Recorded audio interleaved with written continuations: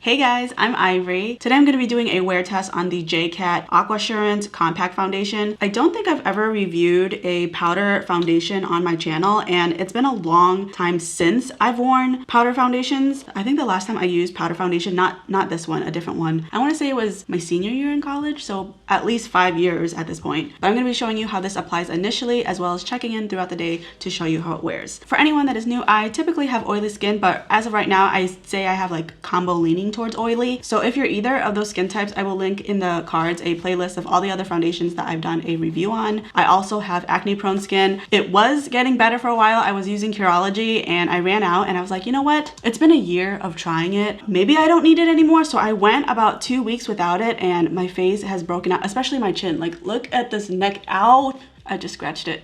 So I just ordered Curology and I changed the prescription to up the medication. So it's coming soon. So hopefully this will all be calmed down in the near future. But for anyone that's not new, you know that acne on my face it's no stranger. I know usually I do at least 2-day wear tests, especially lately, but I've worn this once already and I kind of have a opinion formed, but I need this day to kind of solidify my opinions. But if for whatever reason I still haven't figured it out by the end of today, then I'll just go ahead and change it to a 2-day wear test. All right, so I'm first gonna prime. I'm only priming half the face to see if primer makes a difference in this instance. I'm using the L'Oreal Infallible Matte Lock. Some things never change on this channel. And I'm only applying that on the areas that I get oiliest. So on my nose, the middle of my forehead, and as well as my chin. And then with the remaining product, I'll just spread it outwards, but I'm not too worried about the outside of my face. And I'm actually going to conceal first, which I never do. But considering this is a powder foundation, I think the rules are a little bit different in this instance. And I don't want to sabotage it from the beginning. So typically the rules are that you want to use your liquids first and then you add on powder. So I'm using that as my rationale to conceal first. By the way, when I was in college and I was using powder foundation, I only used the powder foundation. Like, I didn't really blush. Highlight wasn't a thing, at least not in my life. Maybe a little bit of mascara, some eyeshadow, but I never had to deal with concealer or like liquids. So I don't even have that memory as reference. All right, I'm gonna add a little bit more. I'm not really sure why my under eyes look a little bit darker today, considering I slept like a million hours. I mean, I took a melatonin yesterday because with quarantine, my sleep schedule is really out of whack. I mean, I'll be wide awake until 3 a.m. and then I'll wake up around 11 or noon. So I've been taking melatonin for a couple days just to get on the right sleep cycle, or at least sync up with Steve. Okay, so under eyes are concealed. I'm gonna go in with the powder next. So I read on the description that if you want a more medium to full coverage,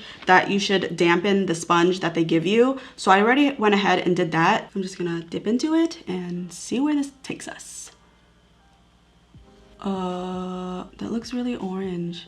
To be fair, this was a product that my friend gave me, so I didn't buy it. Otherwise, I feel like I would have done a better job about shade matching, but we all know that my shade matching skills are questionable. The shade that I'm using is AFC 103, which is medium beige. I mean, medium beige sounds like it would be my shade, but this says otherwise. And I'm not gonna be able to use powder to lighten this up. Like, this is my face for the day. It's weird because I've applied this on my face before, but I used a brush and I don't remember it being this off. So maybe dampening this was just not the right way to go, but maybe I was mistaken. Maybe the lighting situation made it seem like it looked better. So I don't know. I'm gonna go ahead and use a brush. This is the Sigma F82, which is the round kabuki. And I'm just gonna kind of tap it in and I'm just gonna apply this to the other side of my face. The foundation is supposed to contain a finely milled formula that minimizes the appearance of pores. It's supposed to be a hydrating powder that is non-clogging, that absorbs and balances excess oil without looking cakey. The compact has a water lock system that maintains moisture within the powder, which can't be found in an average compact. It's supposed to provide a medium to full coverage for a flawless finish. It contains 0.31 ounces and retails for $13.99. Okay, so this is one layer. I didn't add it under my eyes because I'm gonna use a lighter powder to brighten up. All right, so ignoring the fact that this is just not the right shade, like I said, I did not buy it. My friend gave it to me. It is what it is. We are making lemonade out of lemons here. In the viewfinder, it doesn't look, I mean, I can still see it's off, but in person, this looks really like reddish peachy on me. As far as the coverage, the sponge, the applicator that was included did give me a little bit more coverage than the brush side. So I would probably prefer using this applicator, or I don't know, I might one of these days try using it with my microfiber sponge, just because I'm not familiar with using this type of applicator,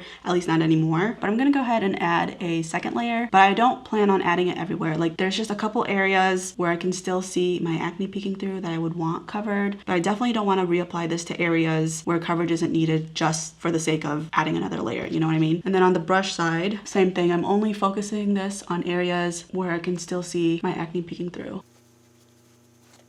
All right, so this is the second layer, and I mean, it says that it's medium to full, but to me, it's not full. I still see my acne peeking through, like darkness right here, and even on the sponge side where I'm supposed to have more full coverage, I can still see things peeking through. So I would say that this is more medium for me. Also, you can see when powder clings to my dry patches, like over my acne, it definitely emphasizes the dry skin. It doesn't cover it the same way a liquid was, which is one of the reasons why I gave up on powder foundations. So that is one drawback of a powder foundation, at least in my experience. As far as the rest of my face, like how it's laying, it looks all right. I mean, I don't look like smooth and flawless like they said I would, but I feel like every foundation kind of says that, so it just kind of means nothing at this point. I mean, it looks all right, but I'm not super impressed with the way my face looks right now. I'm gonna use the brush real quickly to just add this to my neck just to blend it, because the color difference, it's a little too much for me to handle. So I'm just gonna drag it down to my neck and like a little bit on my chest, I guess. I've never taken it down this far, but I've never also been off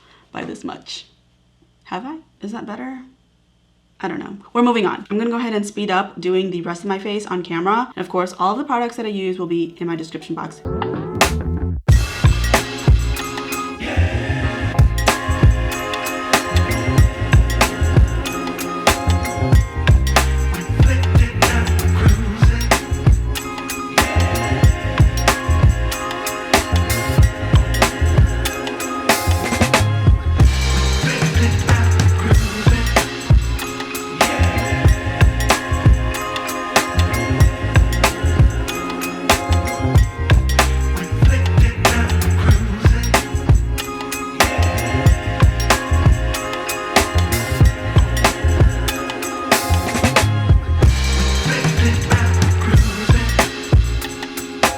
So rest of my face is on. Just a little side note, this is my second time using Dominique Causemetics. I've used the Rustic Glam eyeshadow palette, and this is my first time using the Lemonade one. I gotta say, I'm not like really impressed by her brand. The mattes were all right, but the shimmers, like the shimmers aren't great. They're kind of lackluster, and you really gotta dig in there to get color payoff. I'm not a huge fan of her shimmer metallic formula, but the mattes are all right. But for me, like if this wasn't given to me, I would be mad that I spent my money on this, because the price point for this type of formula just is not for me. So I just wanted to give this mini review within a review. But this is what we're working with. One of the nice things about powders is that I didn't have to do the extra step of setting my face. So I feel like my face feels a lot lighter, like there isn't so many layers on it. I mean, it already feels lighter because of the fact that I'm not using a liquid foundation, but it feels even more lighter without, you know, the extra layers to set my face. And I just reiterated the entire thing all over again. You know what I mean? But with everything on, I think it looks all right. But that is it for now. I will check in around the halfway point to show you how it's looking. Okay, so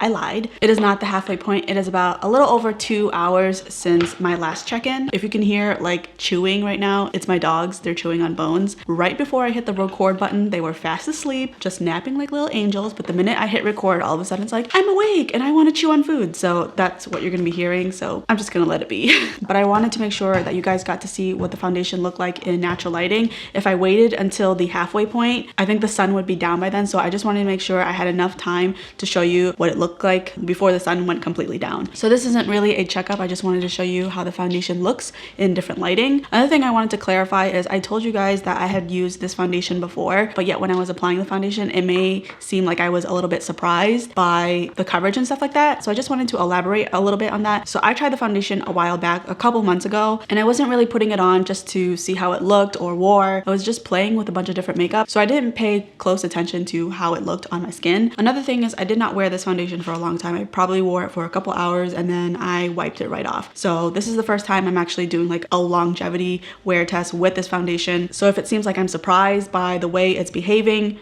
it's because I am. So that's all I wanted to clear up.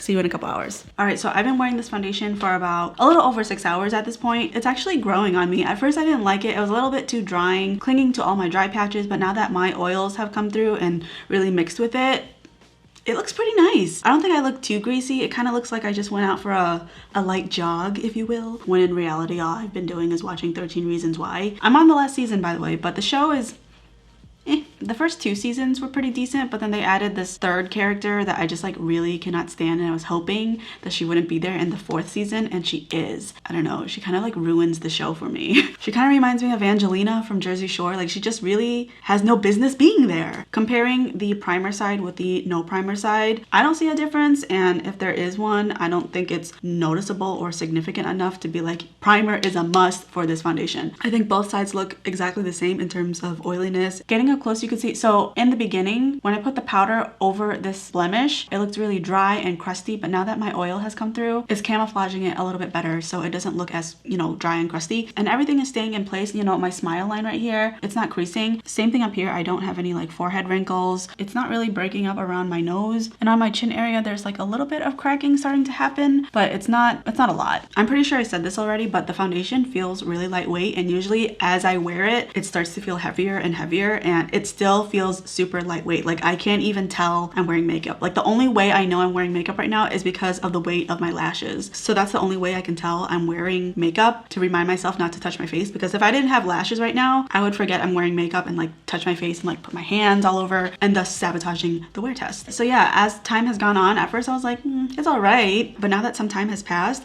it's growing on me. But that is it for now. I will check in at the end of the day at the 10-hour mark to give you my final thoughts. All right, it is the 10-hour mark. When I compare both sides, so this was the side with primer. Again, like I said last time, I didn't think it made a huge difference, if at all. So you could probably skip primer for this foundation in terms of like oil control. I should specify that the primer I use doesn't necessarily make your foundation look better. It just is supposed to help you not be as oily. And in this case, it didn't really do that. Like, they look exactly the same. On my chin area, I know that it looks really bad. Okay, Curology is coming. It's on the way. It should be here in a couple days. I learned my lesson the hard way. The thing is, even though it worked for me, another part of me was like, Ivory, you've been using it for a year. Let's see what else is out there. Why don't you just sow your skincare oats? And look where I ended up. So never again. But the cracking that I was getting initially, it doesn't look like it's gotten any worse. It's the same basically. And also, other than the oil, nothing is separating. My nose for the most part looks really good. Aside from the oiliness, I feel like there's just a couple of cracks here and there. They're all in areas that I usually get at least a little bit of wear and tear, and it's pretty minimal, so that's good. I'm gonna go ahead and use my blotting sheets. I will link not these, but the ones I prefer in my description box below. And I'm only gonna do half my face so that we can get a side-by-side comparison.